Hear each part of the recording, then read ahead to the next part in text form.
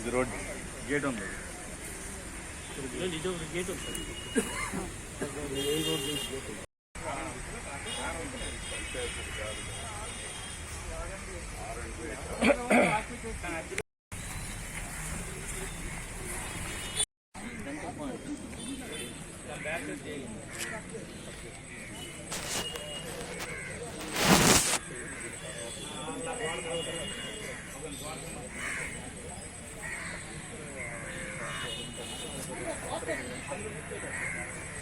Sir నమస్తే sir.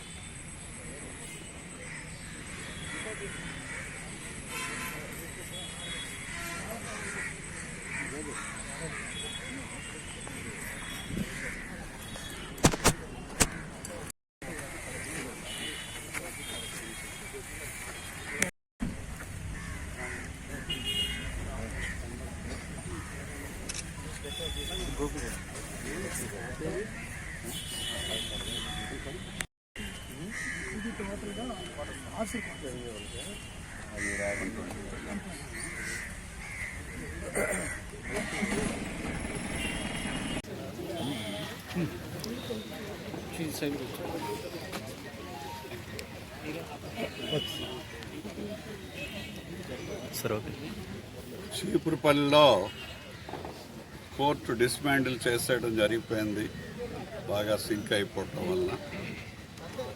దీన్ని కొత్తగా తీసుకురావాల్సినటువంటి పరిస్థితి ఉంది. స్థలం చాలా బాగానే ఉంది, సరిపోతుంది.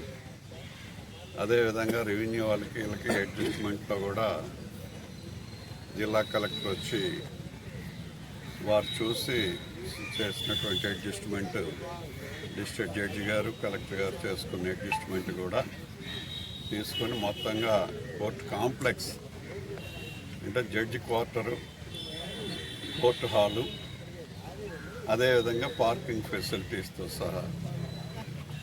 ఏదో కనిపిస్తుంది, అది ప్లేడర్లు వేసుకున్నదేమో కొంచెం గట్టిగానే ఉంది.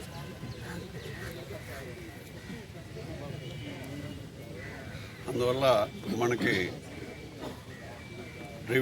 డివిజనల్ హెడ్ క్వార్టర్ కాబట్టి, రెవెన్యూ డివిజనల్ హెడ్ క్వార్టర్ కాబట్టి తప్పకుండా ఈ అమౌంట్ను తీసుకొచ్చి ఇమీడియట్గా కోర్టుకి బిల్డింగ్ వచ్చే విధంగా, అదేవిధంగా క్వార్టర్ కూడా వచ్చే విధంగా రెసిడెన్షియల్ క్వార్టర్ తప్పకుండా చేసి పెడతామని, దీన్ని పూర్తి చేస్తామని చెప్పి మీ అందరి ద్వారా తెలియజేస్తున్నాం. Thank you very much.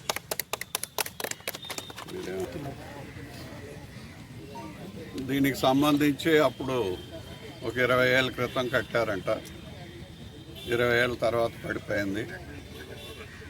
మరి నివాసయోగ్యం కాకుండా అయిపోయింది కాబట్టి దీన్ని మళ్ళీ కొత్త బిల్డింగ్ కట్టాలి అనేటటువంటి ప్రపోజల్ని ఈరోజు ఫైనాన్షియల్ శాంక్షన్ తెలుగుదేశం పార్టీ ప్రభుత్వం చంద్రబాబు నాయుడు గారు చేస్తున్నారు. కాబట్టి త్వరితగతిన డబ్బు తీసుకొచ్చి 4,60,00,000 రూపాయలు దీనికి ఖర్చు అవుతుంది. ఇప్పుడు మనం ఏదైతే మాట్లాడుకున్నామో దానికోసం ఈ 4,60,00,000 రూపాయలు కూడా మరొక 1 మంత్ ఆర్ 2 మంత్స్లో శాంక్షన్ చేసి పంపిస్తాం, తీసుకొస్తామని చెప్పి మేము తెలియజేస్తున్నాం. జడ్జి భవనము తర్వాత ఆయన నివాసం ఇందులో కట్టడానికి ముందున్నది అదే విధంగా ఉంది, ఇప్పుడు కూడా అదే విధంగా కడతాం.